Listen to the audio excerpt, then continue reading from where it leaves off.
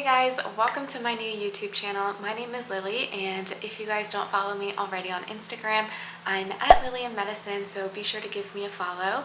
And I am a new ENT resident, which is so exciting, and I'm super excited to share my journey with you guys. I will be sharing the ups, the downs, and everything in between. And I really also want to share with you guys tips and strategies for being successful as a pre-med and medical student. So be sure to subscribe to my new YouTube channel. And in this first video, I want to share with you guys my first week as a resident doctor, and I will be starting off in the emergency department. So I'm not doing ENT yet, even though I am an ENT resident, but I hope you guys enjoy this vlog.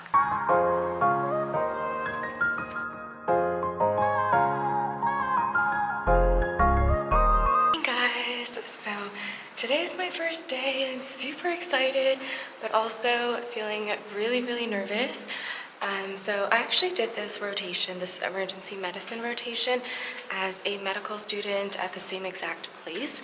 So I kind of have some ideas on like what to expect, but obviously I've never done it as an intern or as an actual physician. So I'm very excited. So since I live pretty close to work, I just walk to work, but it has been really hot in the summer, so I'm actually dying even though it looks like this is a lovely, pleasant walk. So I am now at the entrance of the emergency department, so I'll catch you guys later. So now it's time for lunch, and I really didn't have the opportunity to film during my shift just because there are a ton of patients in the ED and there's a lot going on, and I really wanted to protect patient privacy. But now I'm headed to lunch. I grabbed something at the cafeteria and went to the resident lounge to grab a drink and went outside because I really am freezing and need some sunlight. So I finally made it to 7 o'clock. Today felt like a very long day, and I'm excited to be heading home. So I just finished my first shift as a doctor, which is so crazy to say, but it was a really exciting day, even though it was a really long day. So I worked from 7 a.m. to 7 p.m. It was a 12-hour shift just because I am working on a weekend, and typically our shifts on the weekends are 12 hours, and then during the week it's only 8 hours. So I was really concerned about how the shift would go in like getting back into the clinical setting, just because I took a full year off for research. So I was a little concerned, even though like my research year was very clinical and I still like was involved in the clinic and the OR and stuff, but still I haven't done a lot of the clinical stuff in a while. So I was concerned about that, but it ended up being okay. I feel like I got good feedback from the residents that I worked with, and overall I think it went okay. But today was an exciting day because I was able to do a few things that I definitely couldn't do as the medical student now that I'm a actual resident doctor. So exciting things that I was able to do was that one, I introduced myself as Dr. Trin instead of saying, "Hi, I'm Lily, I'm a medical student." So that was exciting. I was also able to put in orders like labs, imaging orders, medications for patients, which was exciting to be able to do, but also a huge responsibility because I didn't want to put in the wrong thing. So I definitely asked my residents and the attendings a lot, making sure that I was doing everything right, but it was definitely exciting to be able to do that for the first time. It was also really exciting when the nurses needed something for the patient that I was following, and I was just able to put in those orders directly. So things like lidocaine when we were suturing up a laceration, I was able to put in Keppra for a patient who had a seizure. So things like that, very exciting to be able to actually do that now. It feels like I have like magical privileges as a doctor. So overall it was a really good day, and I will continue to update you guys on how the rest of the week goes. Hey guys, so I am currently getting ready for my shift. I have some breakouts, probably from the stresses of this week, but it is July 4th and I have a shift in the emergency department from 3 p.m. to 1 a.m. So I am assuming that we are going to get a few trauma cases just from fireworks, maybe like drunk driving accidents. I'm not really sure what to expect, but I feel like it's going to be a busy night. So I am currently getting ready. Usually I just wear very light makeup. Yeah, I'm excited to see how the day goes.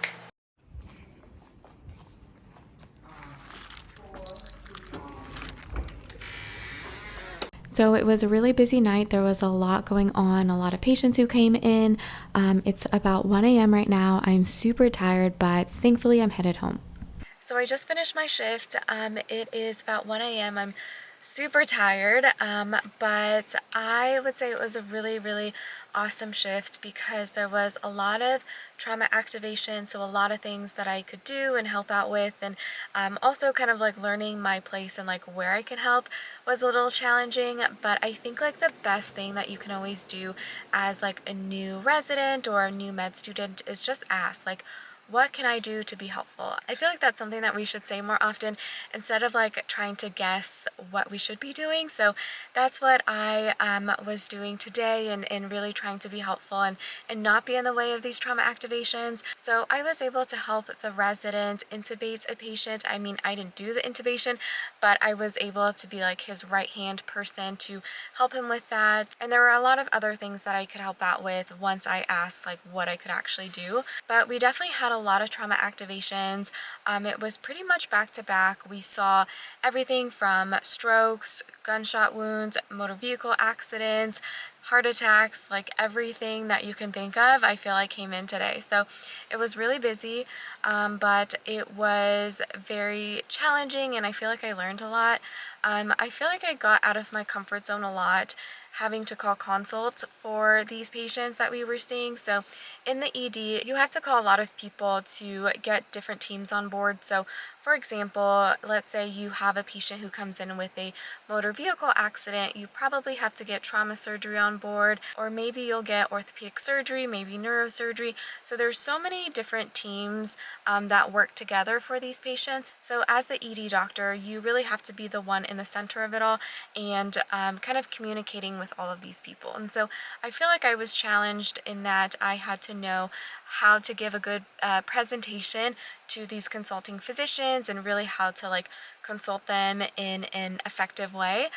So that was something that I feel like I learned and was able to practice today. But overall, I would say it was a really good shift. I had an amazing resident that I got to work with. He was really nice and just taught me a lot of the things that I needed to know, and was just very patient with me, which I so much appreciate. But anyways, I'm super tired, so I'm gonna drive home and head straight to bed.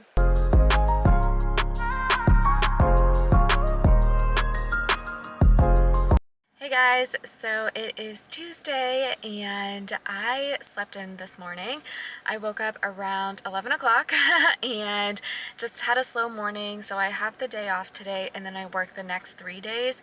All of the next 3 days are day shifts, which is really nice. I start around 7 a.m. and get off around 2 to 5 p.m. So really not that bad at all.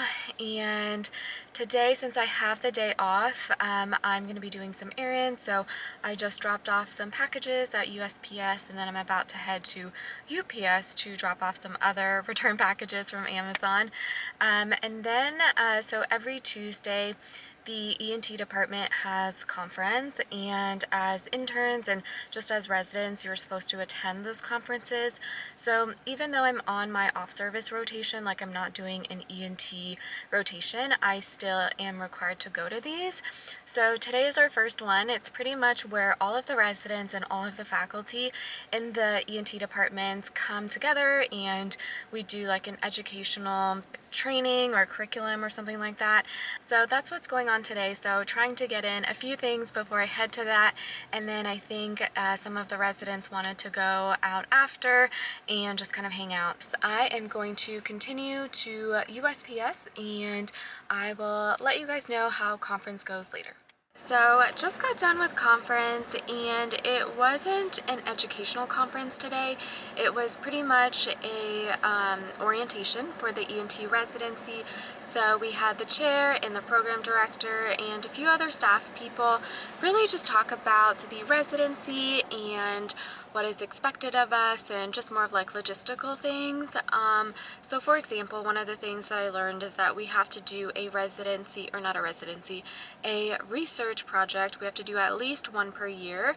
That is like the bare minimum that we have to do, and then they really incentivize us to do more, so they will pay for like us to go to conferences and like present our research if we end up doing more and getting our research projects accepted.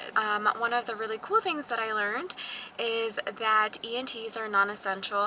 So why that's important is that in the South where I practice, we have hurricanes, and hurricane season is a big deal here. So we have evacuation plans and things like that. So when there's a major hurricane and the city announces an evacuation is in order, typically healthcare workers are essential, and so you have to stay at work and you have to stay despite there being an evacuation order, which is really, really scary. But since ENTs are not essential, we can leave during the hurricanes, and so we evacuate just like everyone else. So that is one of the reasons why ENT is one of the best specialties and why you should choose it. But anyways, I'm just gonna head home, shower, because it is so hot and humid here.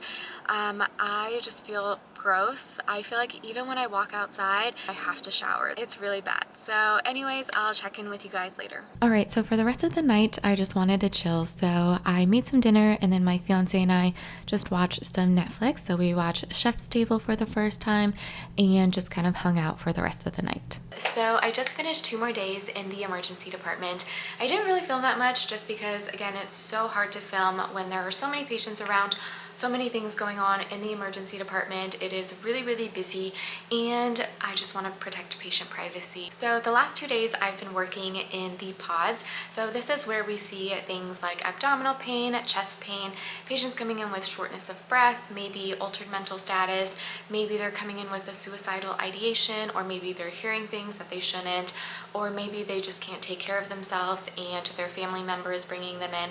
So we get a very wide range of things that we see in the emergency department, which is really cool. I feel like emergency medicine physicians are really, really amazing at having such a broad knowledge base. It's honestly amazing what they do. So for example, I had a patient who had altered mental status, and for that patient I had to think about what are the different causes of altered mental status, which is a lot. You really do have to think about the whole body and how it works together and what could go wrong in order to have this presentation.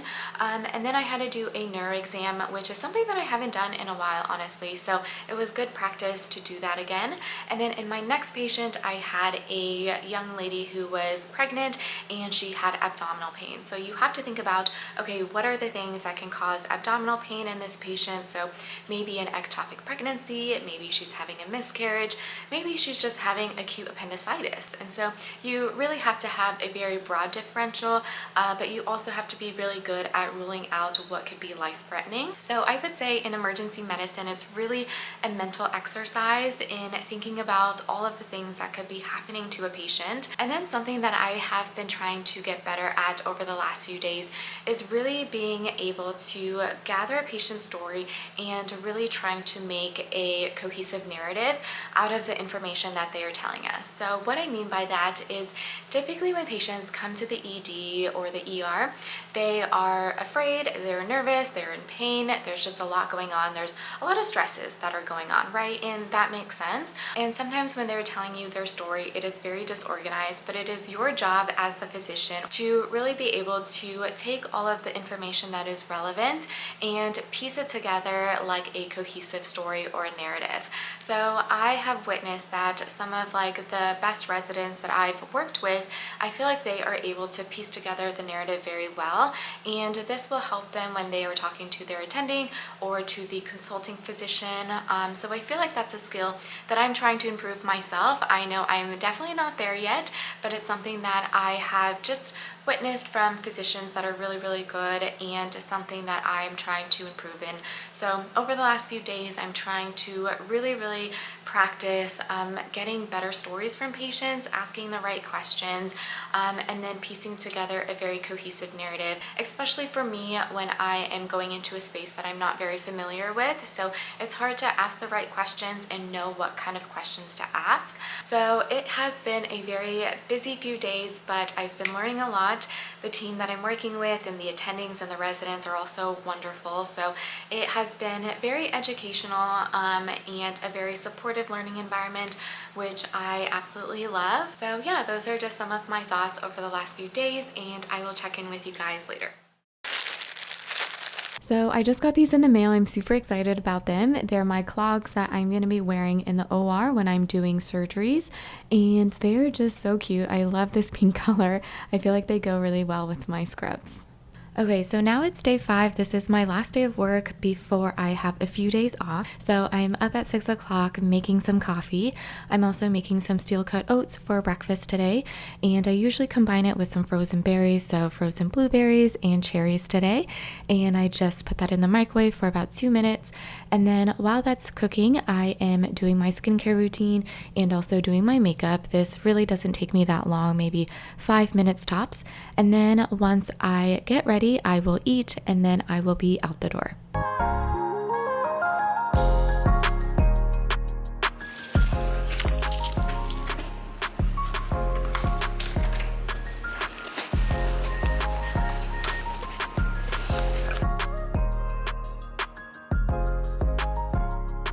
Hey guys, so I just got back from my shift. It is about 3 o'clock, so out pretty early, and it was a very, very slow day. Probably the slowest that it's been this whole week for me. We only had a few patients come in who were transfer patients, so they really weren't even critical. They weren't trauma patients, they weren't trauma activations, so there were no trauma activations where the whole team gathers in there and it's a whole big thing. It was just patients who needed to be seen or just needed to be transferred to our hospital because they needed to get a specific surgery or something that our hospital offered that some of the rural places in Louisiana don't. So when it's really slow like that, what I usually do is, right now at least, I am reading a ton because I feel like my ENT knowledge isn't the strongest. So it's not expected that I know a ton of ENT when I'm just starting as an intern, but obviously I do want to know ENT stuff. So what I did today is I read on just ENT stuff. So facial fractures, head and neck trauma, essentially things that like we would see in the ED or in the trauma units that are related to ENT. So how to manage an airway, how to suture up lacerations, if they're on the face, if they're on the scalp, things like that. So that's pretty much what I did today. I also wanted to share kind of what happens when you are working as an intern or as a resident, more so an intern in the emergency department, like what the workflow is and what happens when you show up to work. So pretty much my shift starts at 7 o'clock, so I get there about 15 minutes early, so 6:45, and that is when the previous team will sign out to us. So sign out just means that they're going to tell us about what's going on with the current patients that are there and what do we need to do in order to take care of the patient. So do we need to wait on their labs and then figure out what to do with them then? Do we need to discharge them? So some of the action items that needs to happen, or they just update us on the status. So okay, maybe this person, we know what's going on with them and they're just going to be admitted to the hospital. So for that patient, we wouldn't have anything to do. We would just wait until the medicine team or whoever is admitting them comes and transports them into the inpatient unit. Then we have some other patients where we actually need to be doing something for them. So maybe it's a procedure, maybe it's giving them some meds, maybe it's some other type of intervention. And so just knowing what needs to be done for specific patients is really important.